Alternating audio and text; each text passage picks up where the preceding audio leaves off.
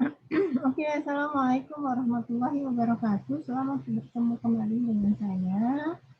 Di bab kedua ini ya, kita akan berbicara terkait apa wirausaha, ya, wirausahaan sebagai seorang pengusaha, ya, bahwa bagaimana yang harusnya kita lakukan agar menjadi seorang pengusaha yang handal gitu ya. Jadi step awalnya ini harus kita miliki. Ini step awal ya, step dasar, yang basicnya. Bagi seorang pengusaha itu seperti apa, apalagi bagi seorang pengusaha muda ya.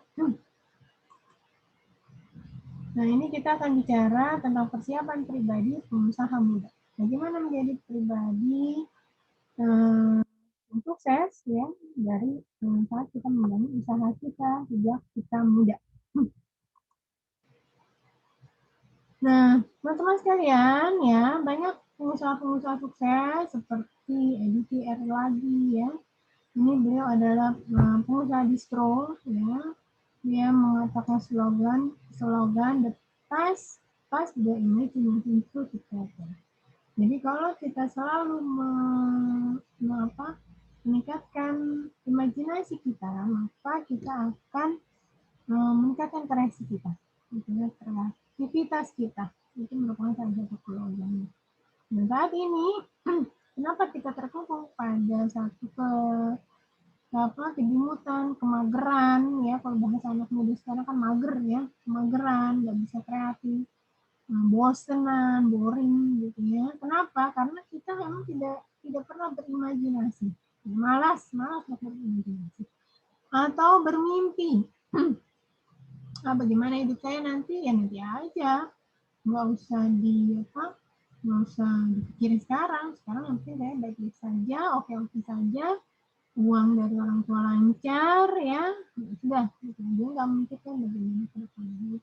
Itu yang sebenarnya awalan dari seseorang ketika dia tidak berimajinasi ya. Imajinasi itu sebenarnya akan meningkatkan kreativitas kita.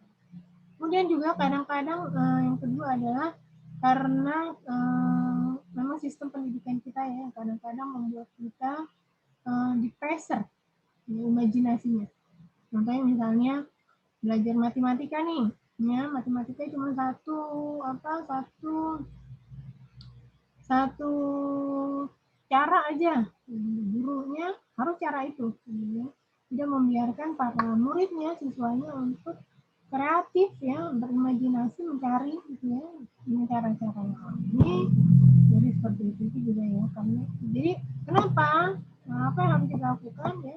Ya sukses ya. Yang pertama ini bagi pengusaha muda, dari orang yang sukses ya di saat muda, di tahun muda ya, karena dia berimajinasi ya, dia mau menciptakan segala macam gitu ya, semangatnya ya untuk menciptakan sesuatu yang disukai ya.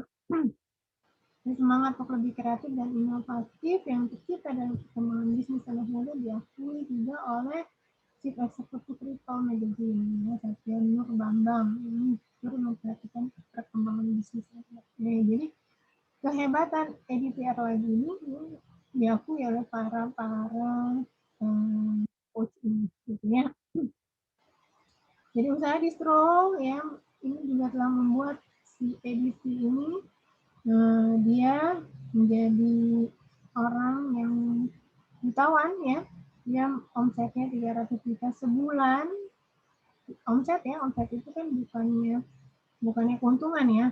Beda lagi. Nanti ada juga margin ya. Omset itu adalah penjualan ya, yang semuanya ya. Biaya saat dia berusaha, itu omset ya. Sedangkan keuntungannya adalah mencapai 100 juta. Jadi sekitar sepertiganya lah ya. Sepertiganya nilai uang yang dia dapatkan sebulan ya, 100 juta. Jadi ya sebuah nilai yang cukup tinggi bagi seorang muda, tinggi banget ini daripada seorang direktur. Nah, direkturnya dia usaha manufaktur misalnya, dia paling gajinya per bulan sekitar 20 sampai 30 juta per bulan. Ada lagi Fadil Fuad ya, yang dia suka di IT-nya. Ya, perusahaan ini telah mencapai pendapatannya bahkan lebih 600 juta. Ini usaha yang sampai saat ini ya,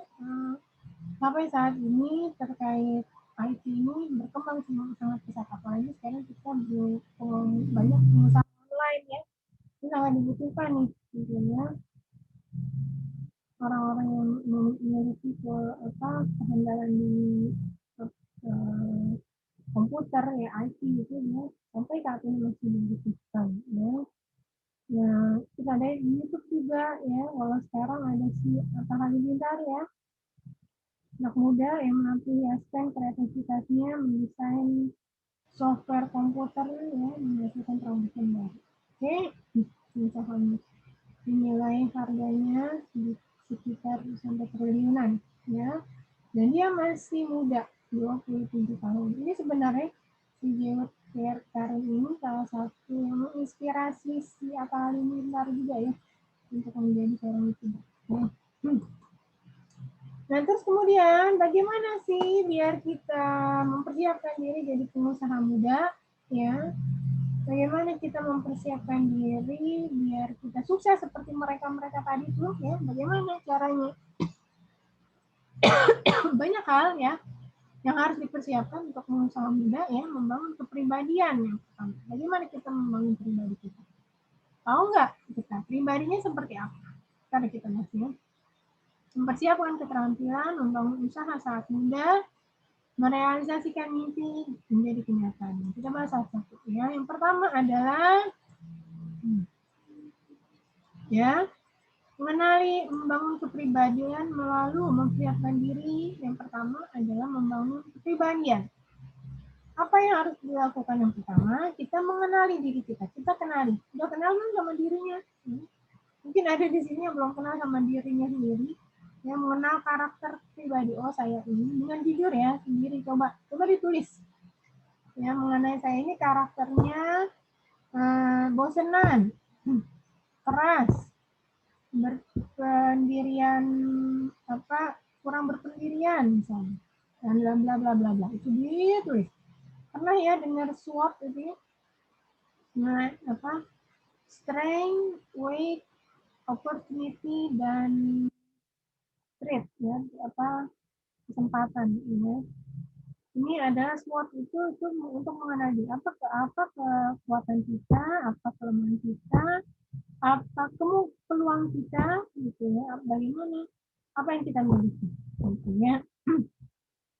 Itu mengenal diri, mengenal pribadi, karakter ya. Metode SWOT itu bisa dilakukan ya. Dan yang kedua adalah mengenali bakat kita. Kita pernah nggak sih identifikasi bakat kita itu seperti apa? Pernah nggak ya? Mungkin belum pernah ya. Saya sukanya apa ya? Nah, kalau mau mengenal bakat dan kemampuan, mengenali bakat kita dan kemampuan kita seperti apa, maka yang perlu kita, cara gampangnya yang pertama yang kita lakukan adalah apa hobi kita? Apa hobi kita? Passion kita apa? Ya. Saya suka traveling. Ya, dari traveling itu apa yang bisa kita mampu? Ya, bisa jadi apa? Menjadi youtuber, kan? Tadi ya bisa kan?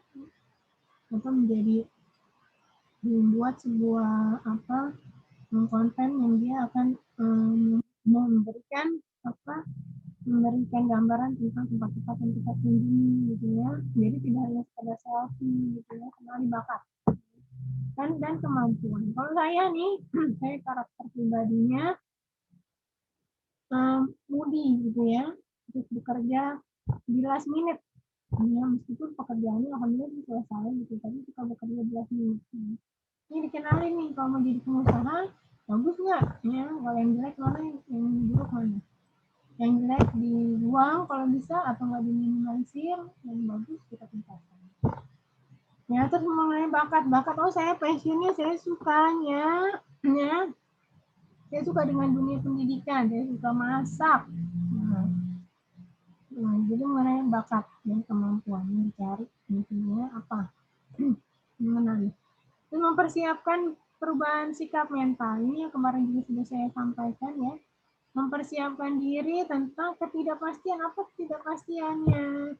Seperti ini masa-masa pandemi seperti ini tidak pasti. Gejala alam, kejadian-kejadian alam, banjir, longsor, terus kemudian gempa itu ya, itu sesuatu yang tidak pasti. Tapi kita harus siap. Ketika usaha kita itu akan terkena dampaknya, kita harus siap, tidak menjadi orang-orang yang frustasi. Ya, makanya bagaimana siapinnya? Banyak hal ya, nanti kan kita bicarakan lagi ya. Terus kemudian bisa siap mengatakan bisa. Ya, nanti ketika kita sudah menjadi pengusaha ya, atau kita sudah nge-brand nih, oh si Anu pinter masak, pesen dong, pesen kue gitu ya, pesen kue pie 500 bisa nggak? Waduh, gitu. Kadang-kadang kaget ya. Nah ini kelemahan kadang-kadang seorang pengusaha pemula. Dia stres karena nggak ada orderan ya, stres juga ketika mendapatkan orderan banyak, stres juga. Ini ada dua nih stresnya. Yang pertama sih susah gitu ya, tapi yang kedua ini bingung. Padahal sebenarnya itu peluang ya.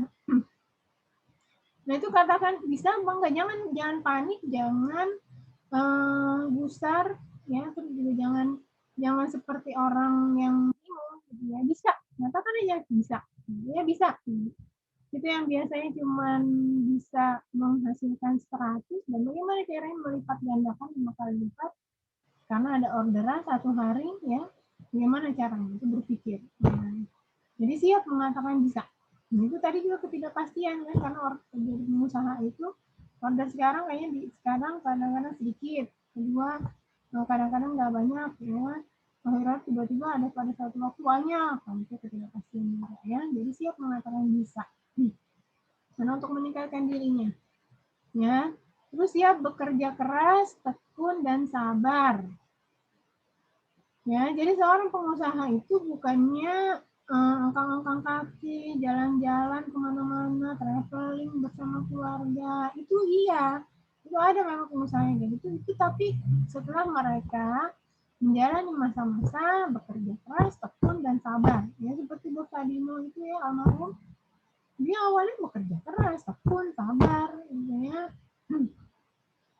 Makanya yang kita kenal baru yang kita kenal Dr. Adino dilahirkan itu dia jalan-jalan aja kerjaannya. Padahal sebenarnya di balik itu semua dia menjadi seorang pekerja keras, dia tekun dan dia sabar, akhirnya membuat dia seorang pengusaha yang sangat sukses gitu ya. Terus juga berani mengambil resiko dan jangan sampai rugi. Diusahakan ya, tapi kalaupun ya rugi itu juga kita siap balik lagi ke ketidakpastiannya, berani mengambil resiko. Saya mau mengambil orderan ini, orang order 500 piece, ya berani ngambil resiko ya. Modalnya dari mana? Cari, berpikir kreatif tadi, itu perlu ya. Kemudian yang kedua adalah mempersiapkan keterampilan melalui keterampilan soft skill. Menjaga reputasi. Karena suatu reputasi itu apa? Ya kita memberikan produk-produk yang memang tidak ala kadarnya, tapi produk-produk yang oke memang gitu ya, tidak mengecewakan konsumen. Lalu kemampuan membangun jaringan yang menumbuhkan rasa percaya diri yang kuat. Kita misalnya pengusaha distro tadi ya, bagaimana menjaga reputasi ini, sablonannya yang bagus gimana, cari gimana jaringan ya. Cari soft skill juga bisa buat kartu nama ya, kemampuan membangun jaringan juga kita buat kartu nama kita sebar. Tapi sekarang sudah nggak zamannya ya, karena yang penting kita Instagram kita followernya berapa, YouTube kita berapa yang sudah like ya, itu aja sih ya caranya. Tapi kadang-kadang perlu juga ya, kalau ketemu di relasi kita cuma sebar aja nih kayak seperti ini jualan ini. Itu juga meningkatkan branding ya, keterampilan soft skill ya, dan tawarkan persahabatan yang tulus dan jangan terkesan memanfaatkan ya. Jadi kita sama-sama untung. Berusaha, pengusaha itu sama-sama untung ya. Jadi pengusaha itu, jadi orang yang usaha ya, sama-sama masuk yang give and take ya. Terus naluri mengenali peluang usaha. Nah ini juga naluri peluang usaha ini juga harus soft skill, salah satu soft skill ya. Menjaga reputasi, membangun jaringan, terus mengenali peluang itu juga soft skill. Ya. Instingnya tuh kadang-kadang kalau kita sudah jam terbangnya tinggi jadi seorang pengusaha, maka instingnya itu sudah cepat ya, nggak lola lagi ya. Peluangnya, oh ini pandemi. Orang pengusaha yang jeli, oh saya pandemi, jangan takut mati. Bagaimana caranya tetap hidup? Oh saya jualan. Yang saat ini lagi oke apa? Yang lagi berkembang? Oh jualan hand sanitizer, jualan masker. Apa? Nah itu dilakukan. Itulah naluri mengenali peluang. Ya, tidak jatuh, aduh pandemi, aduh rugi, aduh gitu. Jadi nggak kayak gitu. Ya, mengenali peluang kerja bangkit. Ya, tadi kan ya udah katakan kerja keras, ya, tekun seperti itu. Ya.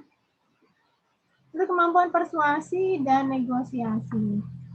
Persuasi itu ya bertemu, berbicara, gitu, komunikasi, ya mengajak persuasi itu ya. Saya punya bisnis ini nih, kita kembangkan yuk, atau lu punya bisnis apa, bagaimana, apa yang bisa saya bantu, gitu. Itu persuasi, mengajak. Ya. Kemudian negosiasi, menego. Nah, kalau udah deal, udah dia punya apa, kita bisa apa, gitu ya, kita deal, negosiasi, buat perjanjian. Itu adalah soft skill, ya, kemampuan menjaga reputasi, membangun jaringan, mengenali peluang usaha, dan kemampuan persuasi juga negosiasi. Kemudian yang berikutnya adalah mempersiapkan diri jadi pengusaha muda. Yang ketiga adalah membangun usaha sejak muda. Kenapa kita harus membangun usaha kita sejak muda? Karena ada kekuatan yang positif yang akan kita miliki kalau kita mulai dari sekarang nih. Kita bangun kekuatan kita. Ya, terutama mahasiswa untuk berhasil dalam dunia usahanya. Ya. Jadi usia 18 sampai 25 itu punya semangat yang besar sebenarnya ya. Buktinya kalian gampang senang kongkol-kongkol, gitar, duduk berlama-lama, itu sebenarnya semangat yang besar. Itu sebenarnya dieksplor ke semangat itu ya, buat sesuatu yang produktif, jangan mager ya. Itu ya. Terus juga kenapa ya ada kekuatan positif yang dimiliki anak muda, karena dia menguasai teori yang baik dan pengalaman sebelumnya. Karena ini salah satunya. Ya teorinya nih sekarang dapat ya kalian tentang kewirausahaan, teori basic sih ya, yang saya sampaikan ini teori basic. Ini kalian bisa memperkuat dengan ikut pelatihan-pelatihan entrepreneur lainnya. Ya gitu ya. Menguasai teori yang baik dan pengalaman sebelumnya. Ya. Kalau ini sudah dimiliki itu nalar, daya nalar. Nah, daya nalar itu dan sistematika berpikir itu tidak akan ujuk-ujuk terjadi pada diri kita. Ujuk-ujuk kita bisa nalar. Nalar itu adalah sebuah proses. Nanti kalau belajar dasar-dasar logika sudah belum ya? Sudah kali ya? Sudah ya, semester 2. Ya, dasar-dasar logika yang nalar itu adalah sesuatu yang nyambung ya. Itu sistematika itu adalah bertahap. Dia berpikirnya bertahap. Jadi tidak berabak-abuk ya. Tidak tidak suka-suka suka-suka dia aja gitu ya, tidak sistematis, bertahap gitu. Jadi udah nalar berpikir sistematik, itu adalah yang harus diasah sekarang karena kalian dapat teori itu sekarang, mumpung masih anget-angetnya diasah sejak sekarang. Caranya dengan learning by doing ya, belajarnya ya digunakan teorinya apa, teorinya itu digunakan, laboratoriumnya di mana, paling seorang sosial ya, laboratoriumnya itu di luar gitu. Juga kemampuan fisik yang prima dan kreativitas tinggi, akhir inovasi. Ya itu ya membangun usaha sejak muda karena ini akan membuat kita menjadi kekuatan yang positif dengan 5 seperti ini tadi ya. dan ada peluangnya. Ya. Sekarang kita ada peluangnya nih. Mumpung belum punya anak, yang masih cewek, yang cowok, ya belum ada gantelan, belum punya keluarga, gitu. Jadi kita bisa bebas kemana-mana, ya, mencari hal yang bermanfaat untuk dari jaringan misalnya. Ya, nanti kalau sudah nikah, tua, ya, udah nikah apalagi ya. Kalau yang laki-laki sih bisa gampang, ya. Tapi kalau yang perempuan udah nikah, udah susah nih kemana-mana, gitu ya. Oke. Terus membangun usaha sejak muda dengan alasan ya kenapa kita membangun usaha sejak muda? Ini ada lagi lanjutannya ya. Ada peluang yang cukup besar dan berwujud potensi yang perlu dikembangkan dari mahasiswa dan kaum muda. Potensi tersebut waktu tadi ya saya sudah sampaikan ya, pengusaha muda yang relatif masih longgar semasa kuliah belum menikah dibandingkan sudah lulus dan bekerja. Apalagi nanti kalau sudah bukannya saya tidak boleh bekerja ya, awal-awal boleh lah, tapi kita memang harus mempersiapkan diri. Mindset kita itu dipersiapkan untuk jadi pengusaha. Jangan mau jadi karyawan terus. Karena ini sangat besar peluangnya untuk kemajuan, tidak hanya buat diri kita, tapi kemajuan bangsa juga. Ya, yang kemarin sudah saya kasih tahu ya.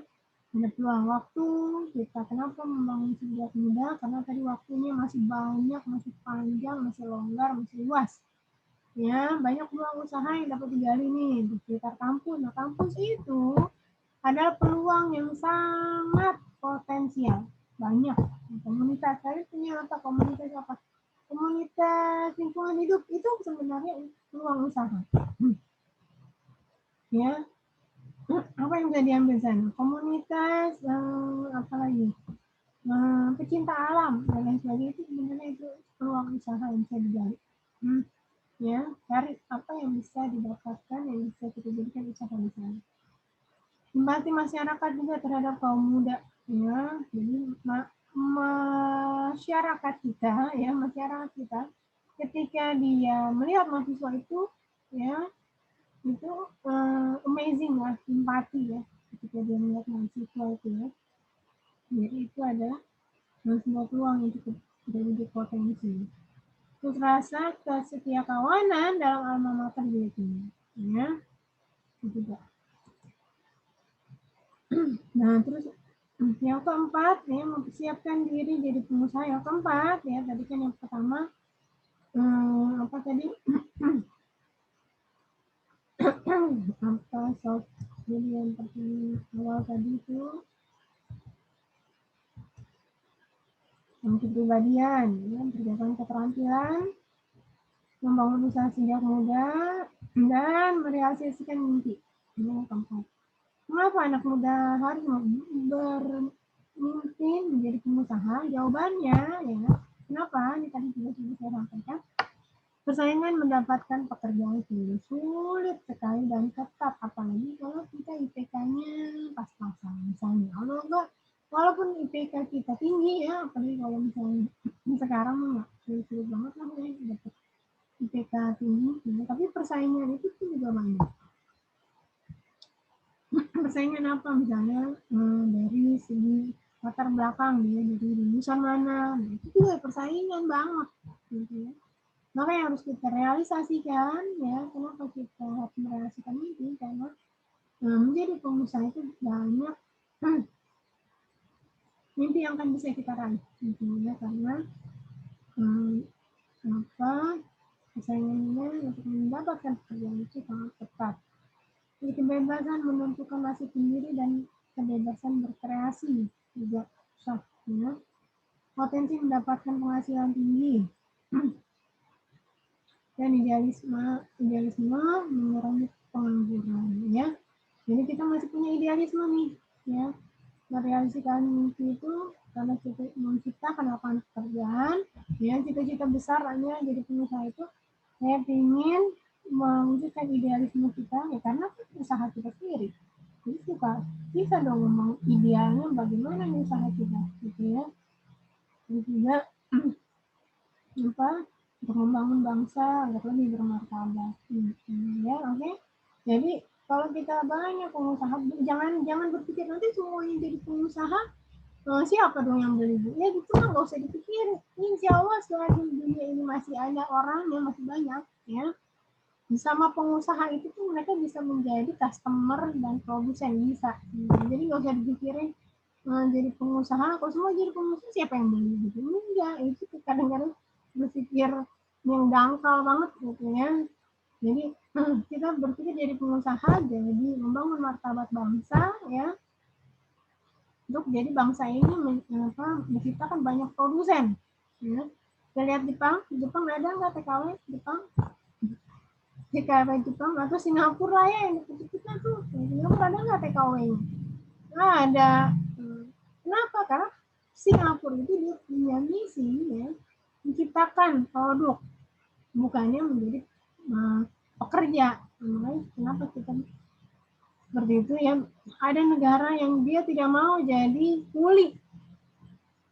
Jangankan di kuli di negara lain ya, kuli di rumahnya sendiri juga dia nggak mau. Masih banyak, apalagi sekarang era globalisasi ya. Jadi kita banyak bisa bisa menciptakan persaingan itu ke luar negeri. Nah, orang luar negeri yang beli ke kita, gitu yang terus beli ke luar negeri, ya. Itu ya. Merealisasikan mimpi jadi kenyataan adalah semangat menjadi pengusaha muda. Maka bagaimana cara mencari mimpi? Kita punya visi, belajar, menyusun rencana strategis, bagaimana renstranya, menetapkan jangka panjang, jangka pendek. Ya, kalau belajar, apa jangka panjang kita, maka apa jangka pendek kita, apa tahapan kita nanti setelahnya. Ini seorang pengusaha harus punya ini, ya, dan melaksanakan usahanya. Ya.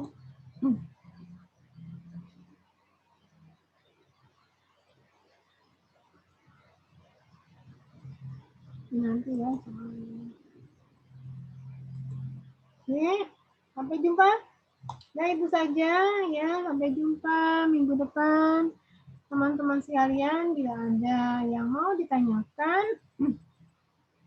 silahkan chat ya di bawah, ya, di di kolom komentar. Jadi jangan lupa sebutkan nama lengkap dan NIM-nya ya. Oke, terima kasih atas perhatiannya. Assalamualaikum warahmatullahi wabarakatuh.